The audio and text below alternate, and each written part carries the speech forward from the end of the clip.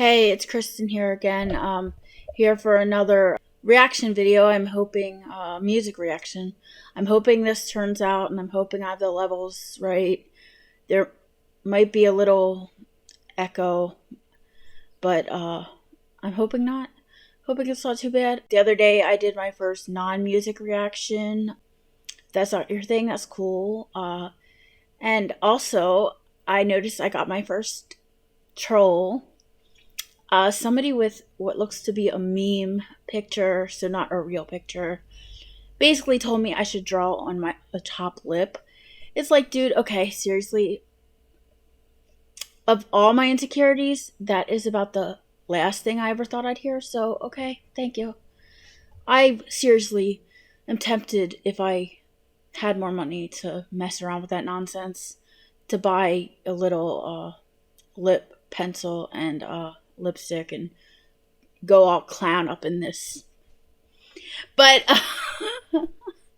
but okay. Anyway, those kind of people don't really matter. The people that matter is Hangover Gang, and I do have requests for some other music that I'm definitely still gonna look into, but I've been struggling a lot lately, and this is a song of Tom's that I think will hit that spot. So today I'm gonna do Angels by Tom MacDonald, and I love all of his music, obviously, but I love it when he has these that are so personal and so about, real issues that are far from, the, more out there ones, the more political ones, which I love, by the way.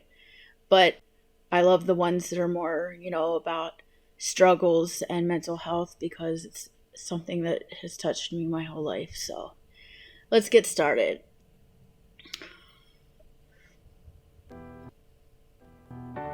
It's not the liquor I'm addicted to, it's feeling brave. The feeling of not feeling the pain. I've been on and off the bottle, I put oxys out my nostrils. Believe me, you do anything to breathe before you suffocate. I couldn't stop it, staying clean was not an option. I was trying to be myself, but being me was such a problem. I just wanted to be Thomas, but Thomas was at the bottom of a hole he dug and getting comfortable inside a coffin. He locked it and swallowed. Wow.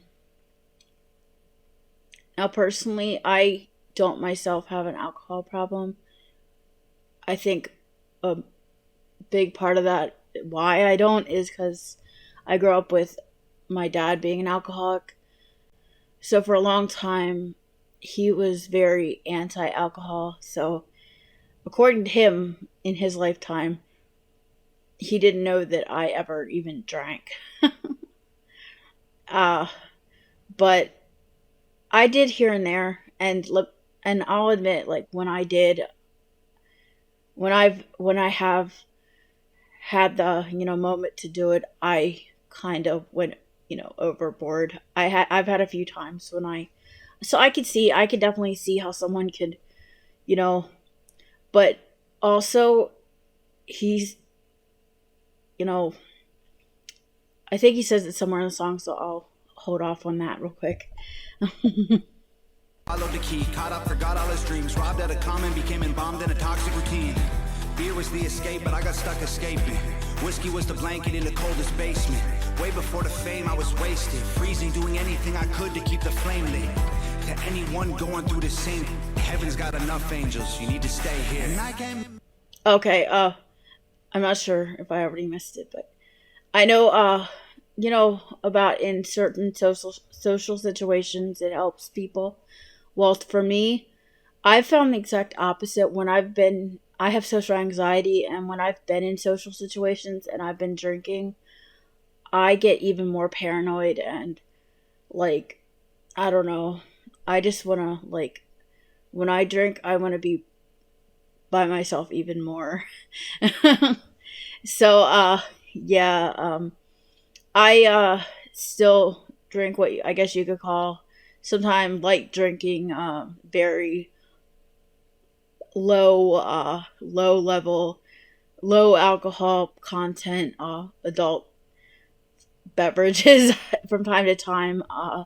And it's probably not the best way to go, just because, alcohol is basically to a certain level, depending the extent, it is a poison. So I definitely don't recommend it. But sometimes, especially since I haven't had, since I lost my dad and I've been off my medication and everything, I've had a lot of stress in my life, and even before that, I did, but obviously when my dad was around, I didn't drink because, he was very much against that.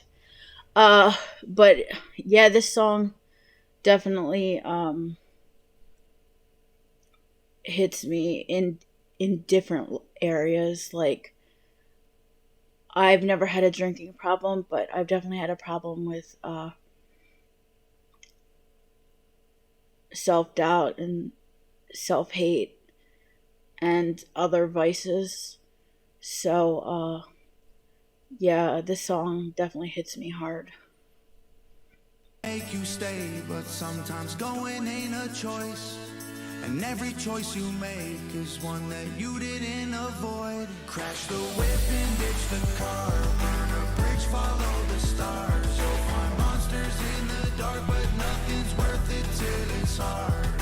Sometimes it's hard to see things clear through your tears, but anywhere is way better than here. Fight your fear. I'll admit, lately, it's been this way for pretty much most of my life, but especially since my dad died, I have my boyfriend, but we both have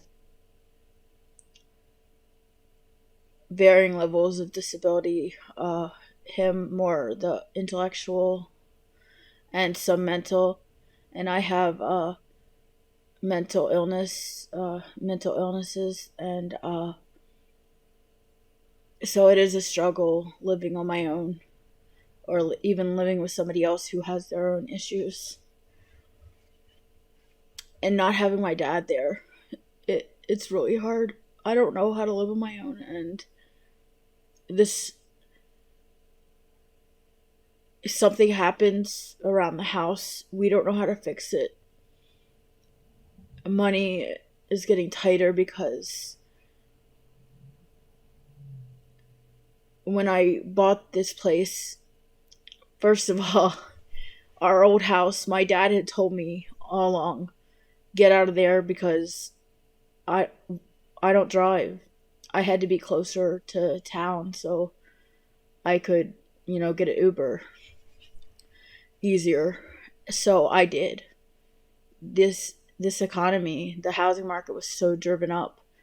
I ended up, one, not getting nearly enough for the house I sold and paying way too much for the house I bought.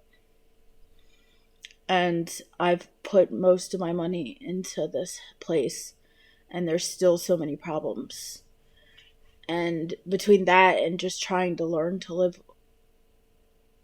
live without my dad, and to live in this world that's falling apart more and more, is honestly, this kind of song is definitely speaking to that part of me. It's getting harder and harder to keep going. And like, even listening to songs like this, it's like, I don't want to go. I want to live for the first time in my life, because I feel like I've never really lived, honestly. I want to do something, and right now, a big dream of mine is to do this YouTube thing, to make a difference, make somebody happy, make somebody smile, and maybe that'll make me feel better. And then I get somebody, and I've gotten more good comments than bad comments, yet you get somebody saying something so petty It's like, what the frick? And that person doesn't even have a real picture of themselves. It's like, you know what? I don't want to obsess about it, but it's kind of hard. It's like, you know what? If you want to say something about me, show yourself, B. Show yourself. Show how perfect you are. Because if the best thing you can say is, oh, you don't have an upper lip, or what the frick ever. If that's the worst you could say, then I'm very curious to how you look. Sorry, but it is what it is. Anyway, let me get back to this song because I kind of falling apart a little. But yeah. It's not the liquor I'm addicted to, it's feeling tough. When you get bullied half your life, you feel weak, like you just ain't enough. Then you have a couple drinks. That's kind of funny that part just came right after that. The reason why I do take it so bad when I see something like that is because I was bullied, in my younger years. Like, obviously, as an adult, I haven't been exposed to many people, so I haven't had those opportunities for people to, be like that. But, yeah. And I feel like I'm somewhat have my head straight about that, because I know if you post stuff to YouTube, you're going to get a-holes. But of all the things that I thought that people might say, never did I ever think somebody would say that they were freaked out because of my lips. Honestly, last thing in the world. And you catch a buzz and finally have the courage to defend yourself and throw a punch. And that adrenaline goes straight into your brain and blood. Addicted to the confidence, it's practically the greatest drug. Chasing dragons every night and all the... Okay, this is the part that I was talking about earlier. I'm exactly the opposite when it comes to alcohol. Like, I don't get the confidence from it. Like, it elevates or strengthens my paranoia about other people and my insecurities. So, yeah, like, as far as that goes, I think that's why I do tend to drink, in a very limited situation, like either by myself or with one other person. Because if I have more than, like, say, one other person around, even if they're friends, I've noticed that I start feeling like I disappear, like nobody cares, like they are talking to each other and I'm nothing and nobody. So I guess I could see why maybe I never, like, got addicted to it, because it's not a good feeling when you already have problems with people. Mine's more like, probably more comes back to wanting to numb out the pain and maybe a little self-destruction. I mean, if I'm being honest. Latest clubs, what used to be your favorite thing somehow became a dangerous crutch. It was what it was. And that's the thing, it can happen to like any of us. I had great parents, tight friends, strong malls, nice threads, good school, good looking, good grades, time spent. Being normal only lasted for a while. As far as that line goes, I could get that too. Like, growing up, especially around, 13 or so, was when I first, well, I mean, I had issues for as long as I can remember. I can somewhat remember being in maybe 3rd or 4th grade and telling people that I hated myself and that I thought I was a horrible person. I don't know if that's because of other people or if it was because that's just how I innately felt. I mean, on the outside, it's like, I know that I'm not, and I know I wasn't a horrible person, and all I want is people to get along, and to get along with people and all that stuff. But at the same time, I think it was a combination of things, honestly. So, I mean, I did have some friends, and the people I have, I recently reconnected to a friend actually from third grade, like in the past few years, that's helped me since my dad died. And I appreciate her so much. And I can kind of remember back to third grade, she was one of the few people that stood up for me when I couldn't stand up for myself. And she paid for that. I mean, paid for that in that other people went after her because she stood up for me.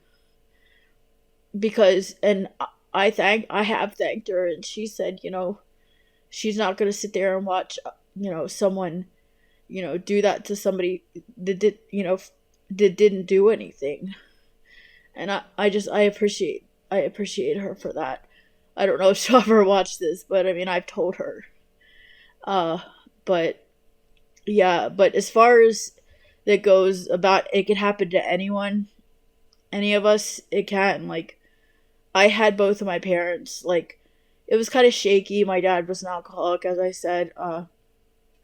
So for the first, like, probably 8-9 years of my life, until he got sober, but once he got sober, he got his stuff together. I was probably in 5th or 6th grade, and he started his own business. He was a plumber, completely independent plumber. And he had a pretty successful business. It was just him. And that was the way he wanted it, because he wasn't the best with people. At least not when it came to working for people. He was a good plumber, though. That was what he was good at.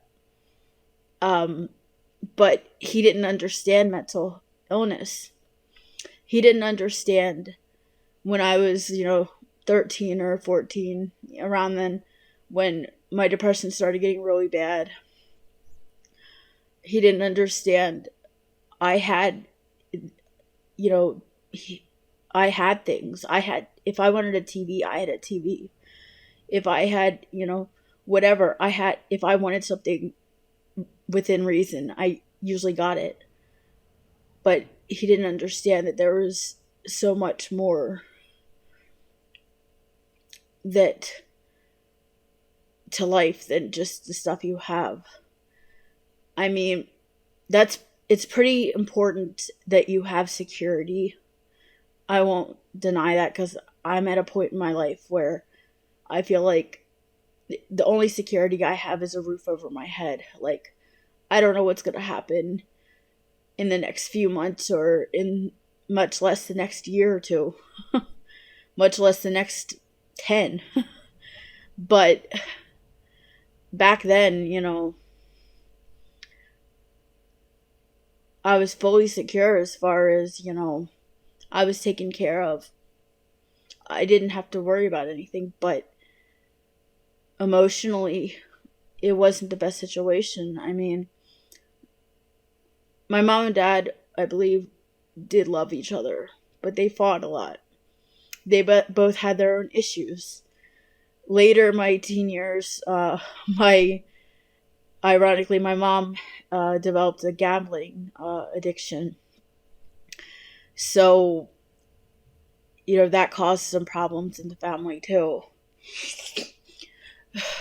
And, there was my issues along with her issues. And then my dad's anger, which a lot, I think, stemmed from,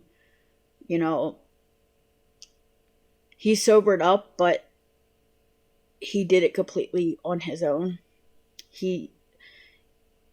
My mom was told that by somebody else who was a former alcoholic that my dad was what they called a dry drunk. So I think he still had a lot of the issues, and possibly PTSD from, he was a Vietnam veteran. He was actually over there. So, yeah, but to the outside world, it probably seemed like I had, I had what I wanted. I had a place to live. I had a nice place to live in a safe area. We had the neighbors from Hades. So, from 5th grade on, like, my mom couldn't walk out the door without having our next door neighbor lady basically harass her. So that was not the greatest thing, but other than that, there was nobody killing other people around or anything. I lived in a safe area. And yeah, it was just a lot of emotional things, emotional abuse, especially coming from school, and a lot of emotional turmoil at home. I never really felt like there was a safe place, but at the same time, to the outside world, it probably seemed like, everything was just fine. I should just be happy and like whatever, but people don't really get it. But so yeah, I don't know. Like continue. Bad choice sparked a downward spiral. I've spent half my life trying to climb out of that hole. Heaven's got angels, we need you at home. And I can't make you stay, but sometimes going ain't a choice. And every choice you make is one that you didn't avoid. Crash the whip and ditch the car. Burn a bridge, follow the stars. You'll find monsters in the dark, but nothing's worth it till it's hard. Sometimes it's hard to see things clear through your tears, but anywhere is way better than here. Fight your fear. It ain't the liquor we're addicted to, it's everything else. The happiness we had, but we forget how it felt. We've been drinking with the devil cause we're going through hell. Pray to God for a little bit of help. Man, I've been there, I did those things, I drank those drinks, I took those pills, I puked in sinks. And the truth ain't pretty, listen up, this is a tough one. You get saved by your angels or become one.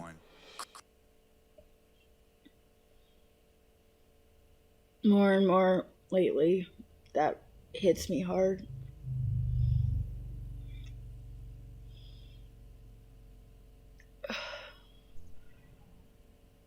There's part of me that thinks that there's nobody on this earth that I matter to. Like, my cats are amazing, and they're the number one thing that keeps me going, but then I know that they'd be taken care of. I have a friend that has already said, I've already asked if something, not that I had planned anything, but I'm just saying that I already talked to a friend that if something happens to me naturally, because I'm a little paranoid because certain things that have occurred the past few years, and there's been people having sudden incidences and no longer being with us. And I happened to receive the first 2 of that specific thing. I think you get it. I've already, talked to a friend, and she said she would make sure that my cats got sent to a rescue where they would not be put down, because that's all I care about. Honestly, sometimes there's a part of me that's like, maybe they'd be better off. Maybe everyone would be better off if I wasn't here. But then there's a part of me that may be a little bit selfish. That's just like, I never really lived my life. I'm not ready to give up. Because what if somewhere close around the corner, there's something there for me, even at my age? It's getting harder and harder to believe, but yeah, I need an angel more than ever. I really do. Let's go back just a bit. Truth ain't pretty, listen up, this is a tough one. You get saved by your angels or become one. Crash the whip and ditch the car. Burn a bridge, follow the stars. You'll find monsters in the dark.